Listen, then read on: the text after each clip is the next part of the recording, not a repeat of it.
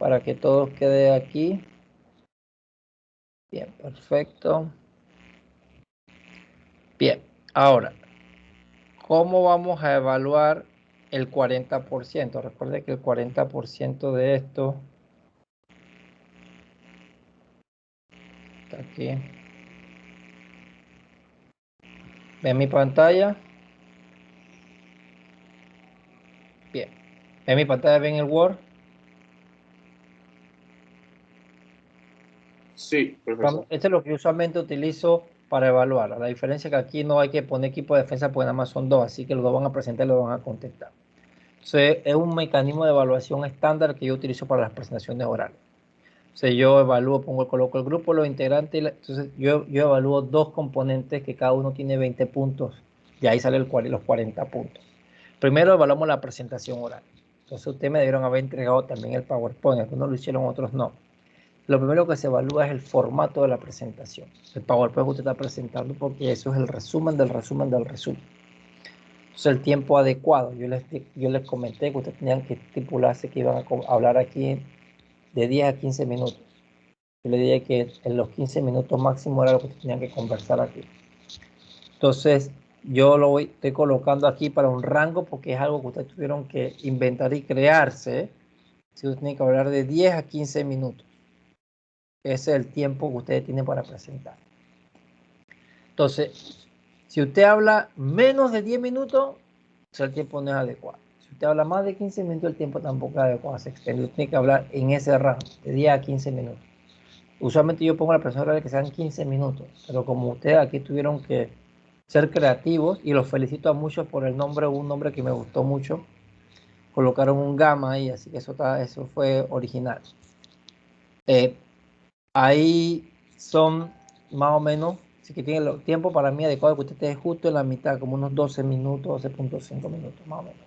Es el dominio del tema. Ustedes crearon esto, así que la idea es que ustedes deben manejar esto al detalle.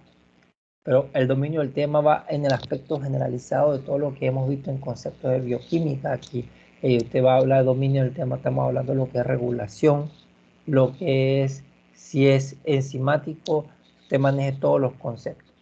La dicción y la enunciación. Entonces usted tiene que hablarlo de manera tal que usted demuestre que usted maneja el tema que está hablando.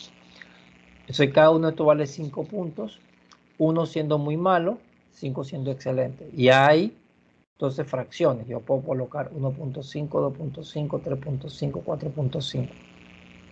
Luego, en la capacidad de respuesta, lo que vamos a evaluar aquí es lo siguiente.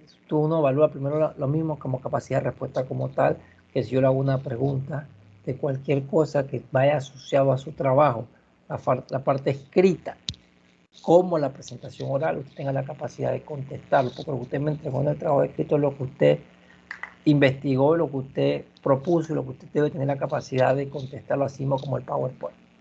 Nuevamente el dominio del tema. Si usted domina el tema, usted tiene capacidad de respuesta.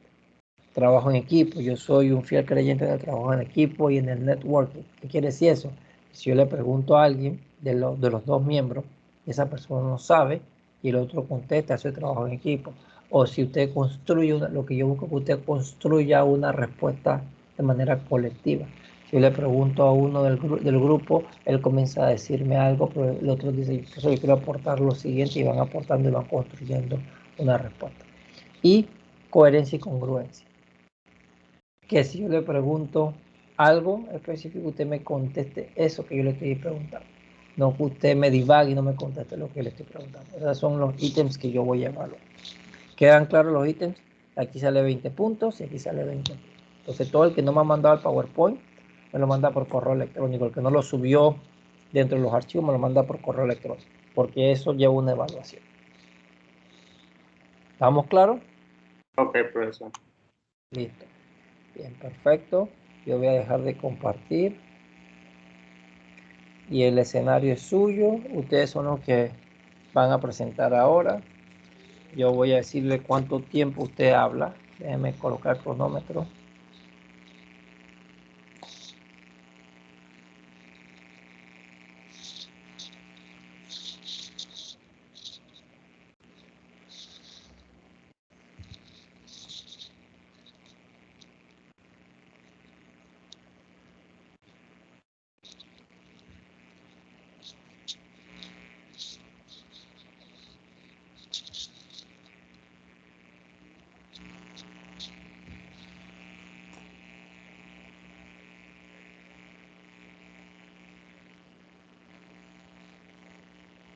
Se ve la pantalla, ¿verdad?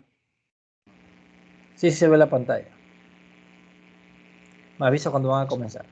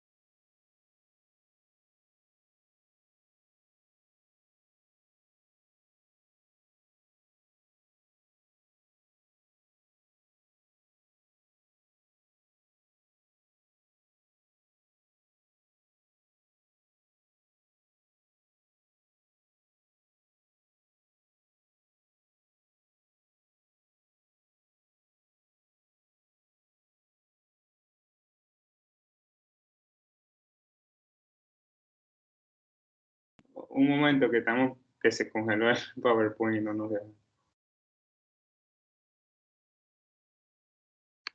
Tranquilo, eso pasa, tranquilo, dele.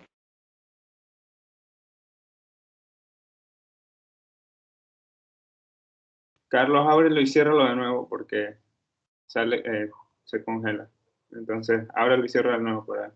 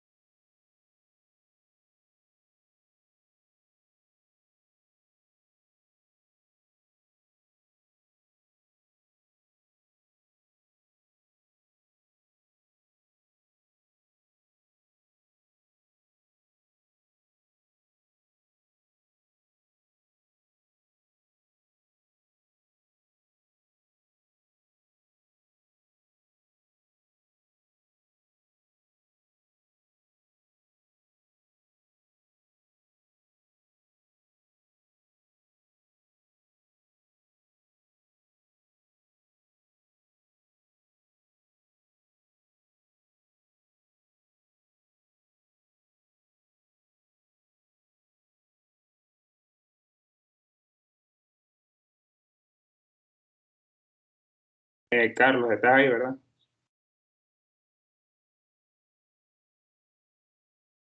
Carlos. Sí, ya estoy ¿Ya? aquí. Ok, El Sí, programa por internet. estaba conectado como en otra reunión. Ya, ok. ahora sí. Bueno, ahora sí vamos a empezar. Buenos días, compañero y profesor. Nosotros les vamos a presentar sobre la enfermedad de Carmet, en la cual diseñamos dos tipos, el tipo 1 y el tipo 2, y sus implicaciones en la calidad de la leche materna. Para una breve introducción, esta enfermedad altera lo que es el metabolismo de los lípidos, esencialmente la síntesis de ácidos grasos, durante la lactancia. Y afecta, el tipo 1 principalmente afecta la cantidad de la leche, de los ácidos grasos presentes en la leche materna, y el tipo 2, mediante disruptores endogénicos, lo que hace es que afecta la calidad porque tiene otros tipos de ácidos grasos que no son los necesarios para la buena dieta del bebé. Siguiente. Siguiente. Ajá. Para darles un vistazo general y poder entender el fundamento de nuestra enfermedad y qué es lo que está ocurriendo y qué es lo que provoca esta enfermedad, entonces empezamos de manera general describiendo lo que son las síntesis de ácidos grasos.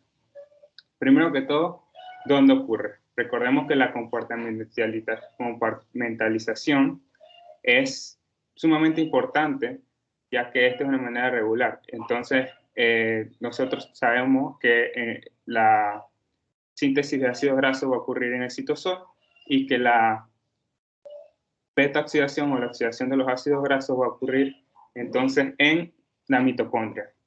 ¿Por qué esto es importante? Como vemos en la parte derecha, uno de los pasos de la iniciación de la síntesis de ácidos grasos es la transferencia de la acetilcoenzima A de las mitocondrias al citosol. Y como sabemos, la síntesis se va a realizar en el citoplasma. Entonces debemos transportar esta acetilcoenzima A hacia el citoplasma, ya que esta membrana mitocondrial es impermeable a la acetilcoenzima A. Entonces, recordemos que de la glucólisis llegamos al piruvato, y ese piruvato, mediante la piruvato carboxilasa, se convierte en oxaloacetato. El oxaloacetato reacciona con el acetilcoenzima A, recordemos lo del ciclo de Krebs, formando lo que es el citrato. Entonces, una manera, una analogía de poner esto es como que el citrato es un caballo de Troya porque él va a entrar al citoplasma, pero el citrato en su estructura pues, contiene el acetilcoenzima A y el oxaloacetato. Y esto es importante ya que una vez que entra al citoplasma, él mediante la enzima ATP citrato liasa se compone entonces regenerando el acetilcoenzima A y el oxaloacetato. El oxaloacetato sigue su ruta mediante el malato de deshidrogenasa, forma el malatato y forma también la enzima, mediante la enzima málica, el piruvato nuevamente. Pero a nosotros nos interesa es lo que sigue en la acetilcoenzima A, que es el primer paso de la síntesis de ácido graso, que es mediante la enzima acetilcoenzima carboxilasa. ¿Puedes seguir la siguiente presentación, por favor?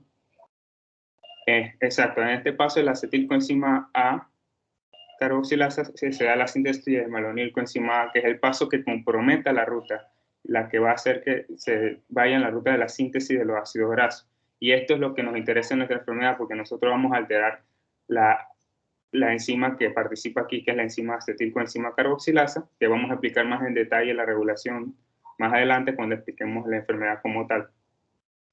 Bueno, una vez ya se forma el malonilcoenzima A, podemos seguir en el ciclo de reacción para la biosíntesis de ácido graso, en la que se va a condensar el acetilcoenzima A con el malonilcoenzima A. Esto lo hace ya que utilizan la misma enzima, que es la MAT abreviada, y condensa en forma, entonces llegamos hasta formar la acetoacetil ACP, mediante la enzima acetoacetil ACP sintasa, y luego aquí ocurren los pasos que son de elongación, que tienen que ver con una reducción, como vemos en el primer paso, una reducción, luego una deshidratación y luego una reducción otra vez. Y esto es lo que forman los ácidos grasos. En nuestra enfermedad, en el caso de la enfermedad tipo 1, no se va a formar los ácidos grasos, ya que vamos a inhibir la enzima acetilcarboxilasa A mediante la regulación hormonal. Entonces, la siguiente, por favor. La enfermedad de Carmet tipo 1 se origina de la formación de tumores en las glándulas suprarrenales. Estas glándulas suprarrenales están encargadas de liberar catecolaminas. Las catecolaminas son compuestos formados por un catecol, que es un grupo de seno con dos grupos hidroxilos en ambos lados, y una cadena lateral de aminoácidos. ¿Qué es lo que ocurre en esta enfermedad? Bueno, que aparecen tumores en estas glándulas. Estos tumores existen un tipo ya que se llaman feocromocitomas, pero esto se estudia más cómo influye en el sistema circulatorio, ya que la hipertensión y además en el problemas en el miocardio, fallos cardíacos, es lo que más se estudia, y no se estudia los tumores, cómo podrían afectar entonces la elevada cantidad de catecolaminas a la síntesis de ácido graso. ¿Y cómo la va a afectar? A ustedes se preguntarán qué tiene que ver la adrenalina, que no había hablado nada de eso. con la enfermedad. Bueno, la siguiente diapositiva, por favor. Resulta que la epinefrina, o también conocemos como adrenalina, él regula la síntesis de la acetilcoenzima carboxilasa A, de manera que, primero voy a explicar lo que es la acetilcarboxilasa. Esta enzima es, como ya he mencionado, la que compromete la ruta y necesita de tres cosas. El bicarbonato, que vemos en la parte izquierda, en la imagen izquierda, que reacciona con el ATP, formando lo que es el carbonil fosfato. Luego, la biotina, que recordemos que es esencial para el proceso de carboxilación, reacciona entonces con este grupo y entonces tenemos la carboxibiotinil, la enzima carboxibiotinil, y entonces ella forma entonces la manolitoenzima A. Esta es una forma general de lo que es el mecanismo, debido a que en otros mecanismos lo que se describe no es que hay un ataque nucleofílico directamente del nitrógeno, sino que se libera el dióxido de carbono y luego él hace el ataque hacia esa molécula de dióxido de carbono. Ahora, la importancia de la epinefrina. Como ya he mencionado, esta regulación de esta enzima se da por regulación alostérica por el citrato, por regulación por hormonal y en el caso por fosforilación y desfosforilación. Entonces aquí lo que ocurre es que la insulina, la epinefrina, fosforila y desfosforila. Entonces ella lleva la forma inactiva de la enzima, que es la forma con el fosfato, y esta forma hace que no podamos entonces formar el malonilcoenzima A y entonces no podremos seguir la ruta de la síntesis de ácido graso. Siguiente.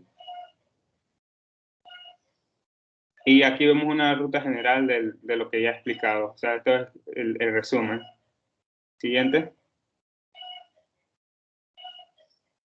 El diagnóstico de la enfermedad de Carmet se da mediante exámenes de sangre y exámenes de orina, donde vamos a ver los niveles de epinefrina en la sangre y en la orina. Se recomienda más el de orina porque puede ser influenciado el de la sangre, ya que puedes sentir miedo a la hora de que te inyecten, entonces te saquen la sangre y pues eso puede afectar el resultado. Siguiente. Posibles tratamientos tenemos la adrenaloctomía, que es la extirpación del tumor, o se extraen un riñón, pero esto trae consecuencias porque después se va a tener que depender de hormonas por otro tipo, por medicamentos. Y también tenemos el otro tratamiento que son beta bloqueantes, que actúan como inhibidores competitivos de la adrenalina al unirse a los receptores androgénicos. Siguiente. La enfermedad de Carmet tipo 2, ya como me había mencionado, marcando una diferenciación entre una y la otra, es que la tipo 1 se da por la inhibición de la inhibición de la acetilcarboxilasa y no se produce el malonilcoenzima A, que es el principal precursor de los ácidos grasos. Entonces, en la anterior se afectaba cuantitativamente la producción de ácidos grasos y la leche materna, algo que no había mencionado, normalmente tiene un porcentaje de ácido graso de 44%, que es lo que necesita el infante. Pero la Carmet tipo 2 tiene otra fuente distinta y segundo, causa un impacto más a nivel cualitativo en la leche materna. Porque lo que hace la tipo 2 o la fuente per se que lo genera son disruptores endocrinos, justamente generando un desequilibrio hormonal. En la imagen se puede apreciar que la hormona, en este caso en la que Medina estaba hablando, la epinefrina, se tiene que unir a los receptores de la enzima para inhibir y detener y parar la ruta, ya que puede haber un exceso de ácidos grasos o no es necesario. Entonces, el papel de la epinefrina más que todo es regular esa ruta metabólica. Pero lo que hace el disruptor endocrino es simular la acción de la epinefrina uniéndose a los mismos sitios donde se une la epinefrina, pero no solamente se une para detener la ruta, sino que los disruptores endocrinos, puedes pasar a la siguiente PPT. Los disruptores endocrinos se caracterizan por afectar todo el sistema endocrino de un organismo, ¿verdad? Entonces, recordando rápidamente qué es el sistema endocrino, es el sistema que se encarga principalmente de las hormonas, y las hormonas son mensajeros dentro de nuestro cuerpo, ¿verdad? A través de reacciones químicas nos mandan señales si hay que tomar cierta ruta metabólica, si hay déficit de ciertos metabolitos, y el sistema endocrino se carga de ese sistema de mensajería. Los disruptores endocrinos principalmente simulan las acciones de las enzimas alterando esos mensajes. O sea que la epinefrina en la Carmec 1 detenía la ruta, pero en la tipo 2, al unirse el disruptor, la ruta no se detiene y la síntesis se sigue dando, pero con una diferencia significativa. ¿Sigue? Y es que normalmente esperaríamos que, como ya hemos mencionado, la mayoría de los ácidos grasos que se sintetizan son ácidos grasos cis, y esto es por disminuir el empaquetamiento compacto de la membrana y mejorar la fluidez. Pero una vez que se une el disruptor endocrino al receptor enzimático, al receptor hormonal, lo que sucede aquí es que se da la síntesis, pero la síntesis de ácidos grasos trans, afectando la producción, afectando la fluidez de la membrana y también afectando la calidad de la leche materna. Entonces, las fuentes disruptores endocrinos tienen una fuerte relación con el medio ambiente y la salud ambiental. Por eso fue una de las cosas que más me llamó la atención, relacionar eh, qué son estas cosas y cómo están relacionadas con nosotros, nuestro entorno. Entonces, en las imágenes pueden apreciar que esos disruptores en su mayoría vienen de actividades antropogénicas, en la casa están en los artículos de casa como los jabones de baño, la comida cuando se utilizan pesticidas, etcétera. Los biofenoles que se utilizan para plásticos y pinturas, en todos esos lugares son fuentes donde los disruptores endocrinos están y que comúnmente estamos susceptibles a eso. Ahora, particularmente las mujeres son más susceptibles a esto, dado las características hormonales que ellas tienen y la presencia de los tejidos grasos, son más susceptibles a sufrir este tipo de enfermedades. ¿Sigue? Estos son algunos de los disruptores endocrinos. En términos de su química, lo que podemos apreciar es que la razón por la cual son tan nocivos también es dada su reactividad. Si vemos, tienen anillos aromáticos, los cuales tienen sistemas pi conjugados, tienen grupos hidroxilos o, bueno, son fenoles que los hacen muy reactivos dentro de nuestro organismo. Estos son, por ejemplo, dos ejemplos, que es el nonilfenol y el bifenol. El primero se utiliza como detergente y el segundo como para el plástico. Siguiente. Ahora, ¿qué pasa con los ácidos grasos trans particularmente? Que los ácidos grasos trans son ácidos que compiten también por las mismas rutas de síntesis que los ácidos grasos esenciales como el omega 6 y el omega 3, que lo adquirimos de la dieta. Al nosotros comenzar a sintetizar estos ácidos grasos trans, entonces estamos disminuyendo la cantidad de ácidos grasos cis, lo que aumenta la afinidad de la unión a colesterol a LDL, que es la lipoproteína de baja densidad, y disminuyen los niveles de HDL y podemos desarrollar problemas. Hay una fuerte afinidad. Los ácidos grasos trans se comportan básicamente igual que los ácidos grasos saturados, uniéndose a los mismos sitios, como en el tejido adiposo, acumulándose a la grasa en las arterias y evitando la circulación de la sangre. ¿Puedes seguir? Aquí se puede ver la isomería trans y cis, más que todo lo que hace el disruptor es enviar al cuerpo otra señal y se da la isomería trans. ¿Sigue? Y los perjuicios, por lo menos para el infante, es que los niveles de ácidos grasos trans que son recomendables es del 2 a 5% en la leche materna, pero la presencia del disruptor endocrino puede aumentar ese nivel hasta un 30% en la leche materna, generando impactos a largo plazo en el infante como la probabilidad de desarrollar problemas cardiovasculares, entre otros. Y normalmente esto se puede regular con la dieta, pero consumiendo ácidos grasos esenciales que se encuentran en el aceite de oliva, etc. Ahora sí. Gracias. No sé si tienen preguntas.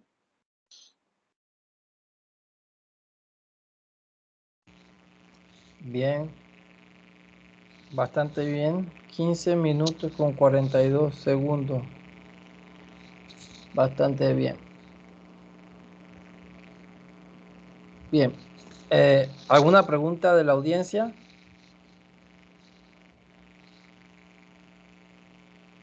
¿Nadie tiene preguntas?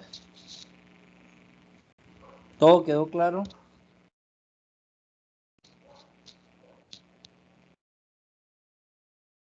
Todo quedó claro, entonces. Bien, yo voy a preguntar un par de cositas ahí. En el mecanismo enzimático que presentaron, ¿qué función tiene el bicarbonato? El bicarbonato actúa activando, él se tiene que activar para entonces el carbono que vamos a añadir, porque aquí lo que se busca al final es añadir un carbono, proviene de ese bicarbonato. Ok. Y explícame, porque no me quedó claro exactamente cómo la epinefrina regula la actividad enzimática de la ACC. Ok. La epinefrina esencialmente, lo que ocurre aquí es una regulación hormonal que va, entonces la enzima se inactiva por fosforilación, por la proteína quinasa que activa el AMP. Y entonces lo que ocurre en la epinefrina, y el glucagón también hace eso, es que aumenta el CAMP y por lo tanto activa la última enzima a través de la proteína y lo lleva a su forma inactiva, que es la forma fosforilada. Ok. Y entonces, ¿qué pasaría si lo que tú tienes como a nivel hormonal es la insulina? Ocurre lo contrario. Ocurre lo contrario, exactamente. Y una última preguntita. ¿Y el citrato, entonces? Porque lo mencionaste el citrato. ¿Qué función tiene el citrato?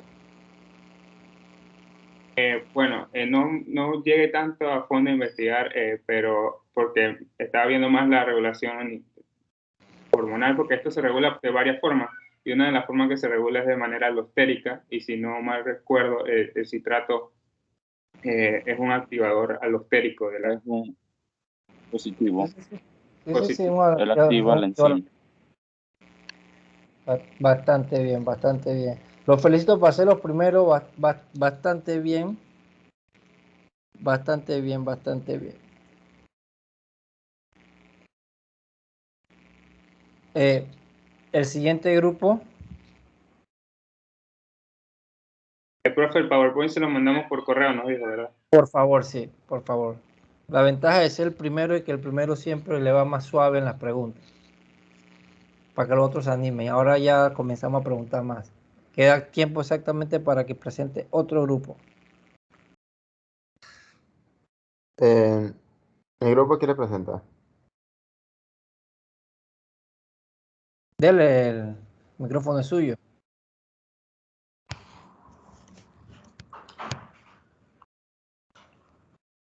¿Se ve?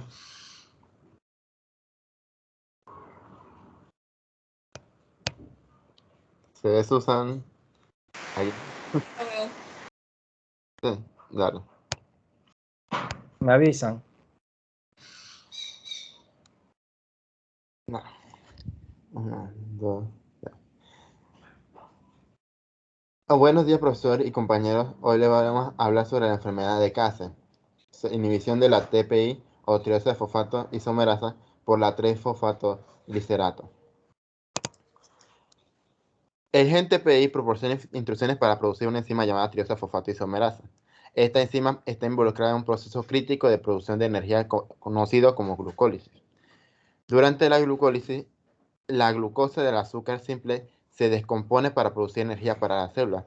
La enzima tirosa fosfato isomerasa lleva a cabo una reacción específica durante la glucólisis, la conversión de una molécula llamada dihidroxiacetona fosfato en gliceraldehído 3-fosfato, y que posteriormente esta en la ruta de la glucólisis va a producir ATP. Aquí estos son los puntos que vamos a examinar en esta diapositivas, que es las pruebas clínicas la actividad enzimática, los casos clínicos parecidos, el gen mutante y los posibles tratamientos que nosotros sugerimos para los pacientes. Los casos clínicos y el diagnóstico. En la ciudad de Manantali, en el país de Mali, los ciudadanos presentaron síntomas de fatiga, histeria, reticulocitos, hiperbilirrubinemia. Los pacientes también presentaron afectaciones en el sistema respiratorio, causadas por infecciones bacterianas, distonia, temblores, disnea, signos del sistema piramidal, miocardiopatía y afectaciones de la motoneurona espinal con deterioro neuromuscular progresivo. Entonces, en esta se realizaron pruebas a los ciudadanos por los síntomas ya mencionados. Se utilizó un panel metabólico completo, que es una prueba que mide 14 sustancias diferentes en la sangre, que entrega una información importante sobre el equilibrio químico y el metabolismo de la sangre. También se hizo una prueba de las cetonas en la sangre, que se usa principalmente para detectar cetoacidosis diabética, que están presentes en la diabetes tipo 1. También se utilizó la prueba que mide una hormona llamada péptido natriurético cerebral, que durante la insuficiencia cardíaca las presiones se acumulan en las cavidades de su corazón y crea BNP, o que en la prueba que estamos observando es PN tipo B. Y entonces los exámenes que se obtuvieron, esto es un promedio de los ciudadanos que se obtuvieron, no indica un problema metabólico de la ruta de glucólisis, ya que si hubiera un problema de la ruta metabólica, siendo una de las reacciones principales o reguladoras, estas no habría un exceso de glucosa. También no hubo indicios de problemas de aminoácidos, del metabolismo de aminoácidos, sino de una enzima, ya que se observa un patrón en los resultados de las cetonas, bilirrubina y PN tipo B, con valores altos de rango de referencia, a comparación, indicando una cetosis, una cetoacidosis, una bilirrubina y miocardiopatía. Esto también se puede interpretar como una deficiencia de la enzima tirosa fosfato isomerasa. También se obtuvo en la sangre, en la actividad enzimática se obtuvo sangre de los ciudadanos para examinar esta actividad de la tirosa fosfato isomerasa para conocer si es realmente esta enzima la que afecta a los ciudadanos.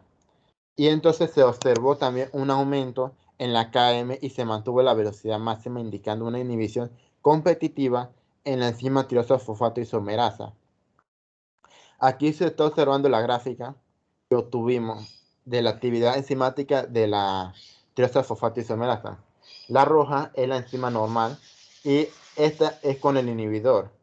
El inhibidor también se hizo exámenes posteriores con estos 6 inhibidores que ya se han conocido, para saber si estos inhibidores están afectando directamente a la tirosa fosfato isomerasa.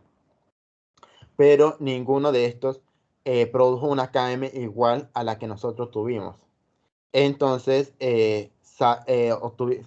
con esto sabemos que es un inhibidor nuevo y que posteriormente se separó la TPI o la tirosa fosfato isomerasa con el inhibidor competitivo y la dihidroxiacetona de la solución madre por medio de la electroforesis en gel de poliacrilamina, para entonces denaturalizar la enzima y obtener lo que es el inhibidor de la enzima con el sustrato en medio, y posteriormente se realizó resonancia magnética para identificar el compuesto, que es lo que observamos aquí. Aquí tenemos lo que es la resonancia magnética nuclear de carbono y la de hidrógeno. En el espectro de resonancia magnética nuclear de carbono se observan 2 picos, y entonces uno es de óxido carboxílico, que es de entre 180 a 170, y el otro es el que está cercano a 80 es de un carbono que está enlazado a un oxígeno. Como sabemos, la molécula debe tener un fosfato, porque los inhibidores competitivos deben tener una estructura similar a la molécula de la dihidroxiacetona fosfato. Entonces, sabemos que debe tener una molécula de fosfato para que el sitio activo se cierre de la enzima. Entonces, tenemos 4 hidrógenos que se mostraron por la media de la integral, así que sabemos que es un ácido carboxílico con 2 carbonos, con 3 carbonos, que diga, 3 carbonos, porque aquí se están mostrando 3 carbonos por el desdoblamiento de una señal que tiene el mismo ambiente. Y entonces obtuvimos esta molécula, que es la 3-fosfato-glicerato. Entonces, aquí lo que observamos es la ruta metabólica de la glucólisis, que el 3-fosfoglicerato inhibe la triosfosfato isomerasa. Entonces, al inhibirla, no cambia la isomería de la dihidroxiacetona para formar la gliceraldehído 3-fosfato. Entonces, como no se cambia esta isomería, no se puede producir esta gliceraldehído 3-fosfato, entonces es consumida por la glucólisis. Al ser consumida, la enzima la PFK1 sigue produciendo lo que es la dihidroxiacetona fosfato, sigue produciendo la gliceraldehído 3-fosfato, aumenta la concentración de acetona, pero baja la concentración de gliceraldehído 3-fosfato. Y de ahí proviene la citoacidosis que nosotros tuvimos mediante el examen. Y ninguno de los pacientes que nosotros tenemos tiene diabetes. Por lo tanto, descartamos que es por diabetes la cetoacidosis. Al principio, se me olvidó mencionar. Entonces, esta es la ruta metabólica como el 3-fosfoglicerato inhibe al triosfosfato isomerasa, que esto es por un gen mutante, ya que esto no debería ocurrir.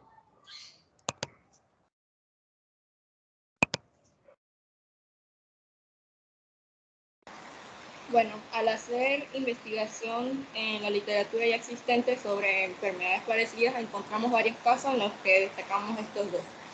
El primero fue en 2 pacientes no relacionados con deficiencia de TPI, y esto se identificó una transversión homocigota de guanina citosina en el gen TPI1, lo que dio como resultado una sustitución de la del glucomato a aspartato en un residuo altamente conservado. La sustitución de esto dio como resultado una enzima termolábil. La misma mutación homocigota fue identificada en los años 93 en miembros afectados de 2 familias australianas con el trastorno. Otro caso fue una mutación parecida en una niña de 2 años nacida de padres turcos consanguíneos con deficiencia severa de TPI. La actividad de la TPI en los glóbulos rojos se redujo aproximadamente un 20% de lo normal, y la estabilidad térmica de la enzima se redujo fuertemente. La concentración del sustrato fisiológico de DHAP se incrementó 20 veces debido al bloqueo metabólico. Siguiente. Ahora, el gen TPI1 proporciona instrucciones para producir la enzima llamada triosfosfato isomerasa 1. Esta enzima está involucrada en el proceso crítico de la producción de energía conocido como glucólisis. Esta enzima, que consta de 2 proteínas idénticas que catalizan la isomería de gliceraldehído 3-fosfato y hidroxiacetona fosfato en la glucólisis y gluconeogénesis. Las mutaciones en este gen están asociadas a la deficiencia del trifosfato isomerasa y se han identificado en pseudogenes en el cromosoma 1, 4, 6 y 7. El empalme alternativo da como resultado múltiples variantes de transcripción. Para poder dictaminar o confirmar esta hipótesis, se tomó muestras de los afectados usando pruebas genéticas relacionadas a las variaciones de la TPI1. donde para poder hacer estas pruebas se obtuvieron muestras de sangre extraídas con EDTA para conservación total y luego se separaron los leucocitos de la muestra, los cuales son una excelente fuente de ADN. Luego de esto, para detectar las mutaciones, se usó un método de ampliación completa de PCR de los exones del gen TP1 y con estos estudios se confirmó la hipótesis que teníamos. Siguiente.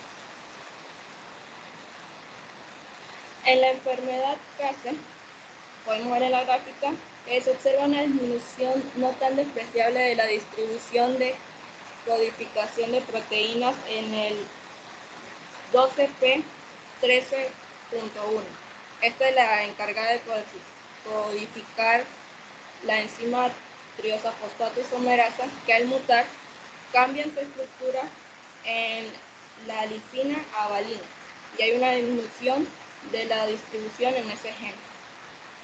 Esta codificación se muestra en la tabla 3 que vemos a la izquierda, siendo el cambio de adenina, guanina y uracilo en la cadena de bases nitrogenadas que compone el gen, que pone el ADN en el cromosoma. Se ha encontrado un mutante alelo TPI humano para este residuo en una variante rara en el trastorno genético humano con deficiencia de la enzima. Esta mutación traduce una TPI mutante con actividad catalítica reducida. La deficiencia estructurales en la enzima TPI es producida por esto y sobre la base de la información cristalográfica predijimos dos intercambios de residuos adicionales para afectar la unión del 3-fosfato-glicerato y generamos dos constructos que codifican, pero uno prevalece más que el otro. Este es el TPI que reemplaza la lisina por valina. Se sabe que la lisina es necesaria para el metabolismo catalítico y cambiar la valina hizo que la enzima no solo fuera catalíticamente inactiva, sino que también en gran medida inestable. El origen de estas variaciones en el ADN se encontró con un estudio del entorno de la población, en donde se hizo un estudio de las fuentes de agua de la población y se encontró que esta provenía de un río llamado río Banfín, que contaba con restos de cobalto 60, el cual es dañino para el cuerpo humano, y en esta población se observa la enfermedad que describimos, siendo esto el responsable de alterar específicamente el variante en el gen 12p13, responsable de la síntesis de la TPI. Siguiente. Por último, en tratamiento tenemos que decir que no cuenta con un tratamiento curativo definitivo, pero sí se pueden tratar los síntomas, sería con transfusiones repetidas de glóbulos rojos, esto para tratar a la reticulocitos y miocardiopatía. También se sugieren cuidados paliativos con soporte respiratorio si es necesario para las afectaciones en el sistema respiratorio, así como tomar precauciones necesarias para evitar infecciones bacterianas. Y el manejo neurológico es el mismo con otras enfermedades neuromusculares progresivas. Gracias.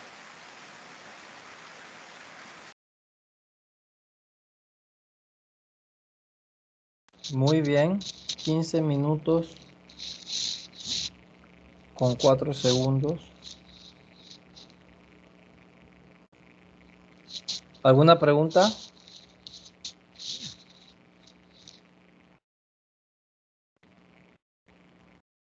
¿No? Bien, yo tengo varias preguntas anotadas aquí. Voy a comenzar con el señor Castillo. Señor Castillo, usted presentó exámenes de laboratorio. La prueba del boom, ¿qué es?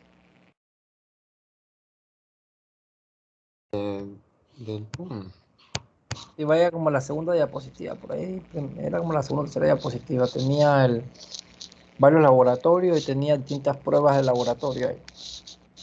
Ah, ya, ¿Cuál es la prueba, esa prueba del boom para qué es? ese para medir la butanamina es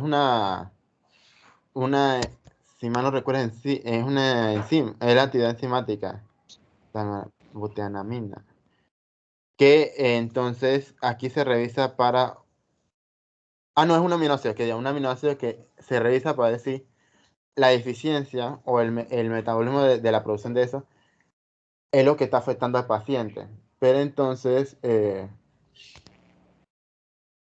no se observa eso en el paciente en este caso.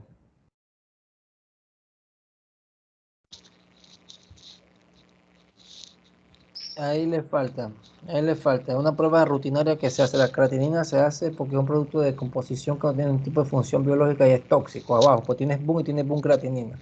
La creatinina se mide más que nada en los pacientes que tienen problemas de insuficiencia renal crónica. Tú le mides la creatinina. La creatinina es un tóxico, es una toxina que se genera en tu cuerpo de manera endógena. Y cuando tiene altos niveles significa que tu función renal no es adecuada. Entonces, al no ser adecuada, tú estás intoxicando. En los hombres como hasta 1.5 por ahí más o menos. El boom lo que mide es nitrógeno, porque es una prueba que se utiliza para ver la descomposición de proteínas en la sangre. Tú hablaste de cetoacidosis diabética, me parece que también mencionaste. Ajá. ¿Y esa qué es? Y dijiste Es, también diabetes tipo 1. ajá. Es cuando es una complicación pues, grave que produce la diabetes, ya que como no se produce insulina, entonces la insulina como desempeña un papel crucial pues, para descomponer el azúcar o la glucosa. Entonces, de los que son los tejidos, las células, estas no, como hay una insuficiencia de insulina, no va a producir azúcares. Por lo tanto, comienza a degradar lo que es las grasas. Muy Y bien, entonces, se degrada la grasa. ¿ah? Muy bien, sí, degrada las grasas. Entonces, ¿y qué es la diabetes tipo 1? La diabetes tipo 1 es la que produce la que no produce, ¿vale? El tipo 2 es la que no produce la insulina, la tipo 1 es la que produce la insulina, pero la insulina no está haciendo de partícipe, no está funcionando bien por una hormona. Ok. Te felicito en la purificación, bastante bien, bastante hábil purificarlo por gel y es bastante hábil ahí y después caracterizarlo. Si tú le colocas SDS, entonces ya no puedes naturalizar la proteína, pero si tú haces una electroforesis normal, tú puedes entonces sacarlo de la Matrix y después tú puedes hacer otras pruebas. Se ha reportado en la literatura. Bastante bien eso. Tengo una pregunta para la señorita Susan. Señorita Susan, ¿qué significa que sea un empalme alternativo?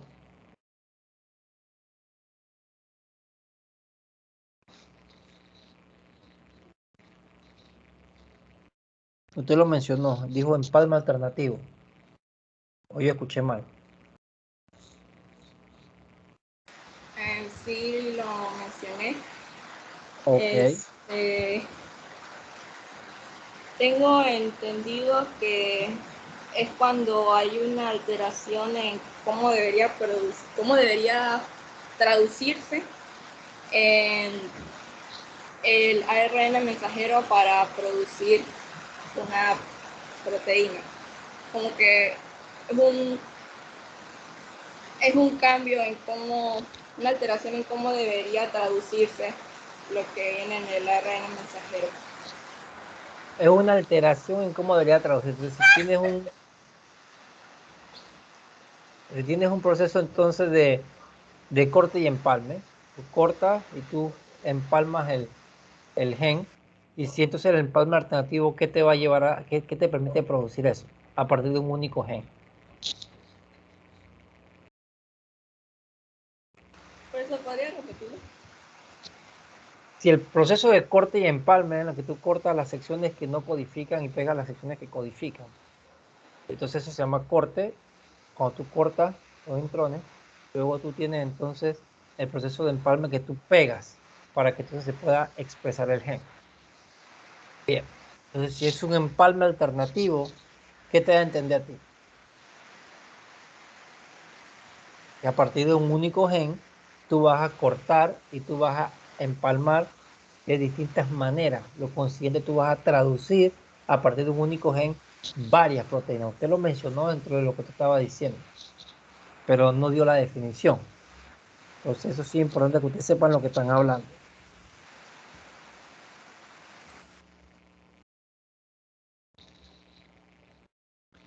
Bien, ahí quedamos, porque ya son las 9:46, ya se acabó la hora. Entonces, ya como saben, ya el lunes es libre.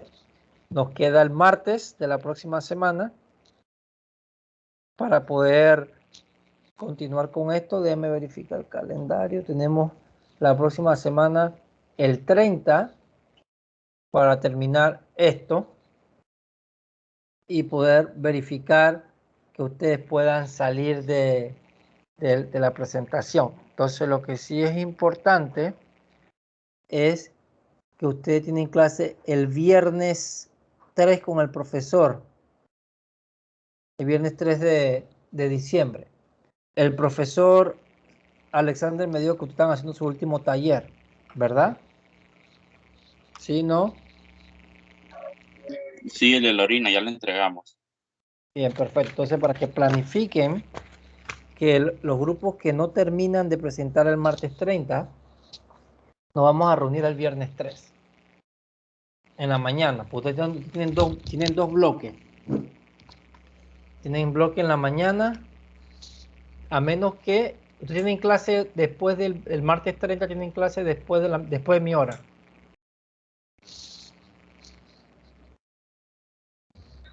Sí, organometálica. Ah, bueno, listo, no pasa nada. Entonces, el viernes yo sé que ustedes tienen clase con el profesor, siempre se me olvida. Es a las 9:35 me parece que tienen clase.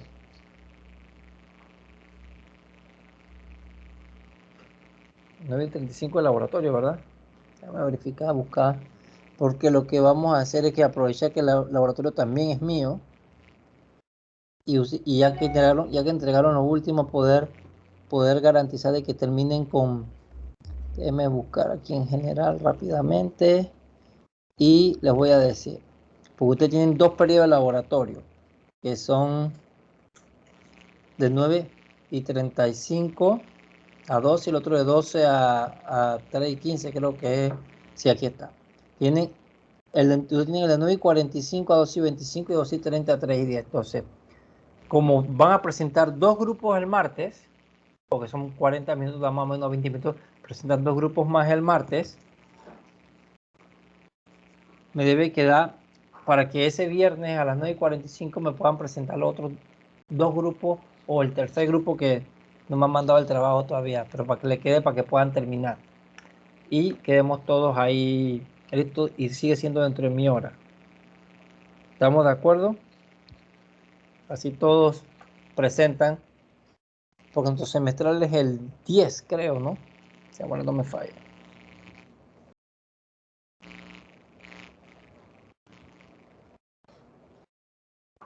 Sí, nuestro semestral me parece que es el viernes 10. Entonces, el 3, si nos conectamos a las 9:45 y hago una reunión solamente para eso, en 1 hora y 15 minutos más por tarde debemos haber terminado con los 2 grupos que hagan falta. Para que ya todos hayan presentado, porque para el próximo martes no creo que puedan presentar todos, porque tengo organometálica después de mi hora. Entonces así yo no le toco la hora a ningún profesor y uso mi hora de laboratorio. ¿Estamos de acuerdo? Sí, profe. Sí, Perfecto. profe. Entonces, ¿qué vamos a hacer? Entonces, si no hay voluntarios el martes, yo llamo a los que tengo en la lista anotada en el orden que me tenía ya previsto. Entonces, nos vemos con el favor de Dios el próximo martes. Que tengan excelente fin de semana y excelente término de semana. Igual, profesor.